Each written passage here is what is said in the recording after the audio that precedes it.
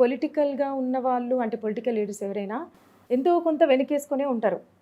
అంటే మీ విషయంలో ఏం జరిగింది? అంటే ఏం వెనకేసుకుంటారు?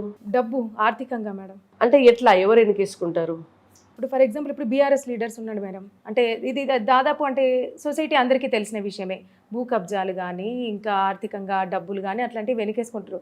అంటే ఇప్పుడు ఫర్ ఎగ్జాంపుల్ ఎవరైనా కొత్త పర్సన్ నేను రాజకీయంలోకి వెళ్తున్నారా అని అంటే ఇంకేంది ఎక్కువ డబ్బులు సంపాదించడానికి ఇవి సరిపోతలేవేమో అని ఆ ఉద్దేశం ఏర్పడింది ప్రజెంట్. అంటే పొలిటికల్ అంటే అయ్యో వాళ్ళు మంచి చేయడానికే వెళ్తున్నారు అనే దానికంటే ఆర్థికంగా వెనకేసుకోవడానికి పోతున్నారనే వాదన అయితే ఉంది.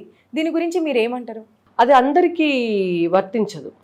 ఇప్పుడు ఏ వ్యక్తికి కూడా కొంతమంది రాజకీయాల్లోకి నిజంగా నిస్వార్థంగా సేవ చేయడం కోసం వస్తారు. కొంతమందికి చాలా డబ్బులు ఉంటాయి, వాళ్ళకి వేరే డబ్బు బయట నుంచి తీసుకోవాల్సిన అవసరం ఉండదు. కానీ రాజకీయాల్లోకి రావడం ద్వారా ఏదో ఒక పదవి రావడం ద్వారా ప్రజలకి ప్రజాక్షేత్రంలో ఉండొచ్చు, మనకు ఒక ఐడెంటిటీ ఉంటుందని వచ్చే వాళ్ళు ఉంటారు. ఈ ప్రొఫెషన్ని ఇష్టపడి వచ్చేటటువంటి వాళ్ళు ఉంటారు. పార్టీ సిద్ధాంతాలను నమ్మి ఆ పార్టీ జెండా కింద పనిచేయాలనుకునేటువంటి వాళ్ళు ఉంటారు. సో అందరినీ మనం ఒక్క ఘాటి కింద కట్టలేం. అన్ని రాజకీయ పార్టీల్లో అన్ని రకాల వ్యక్తులు ఉంటారు.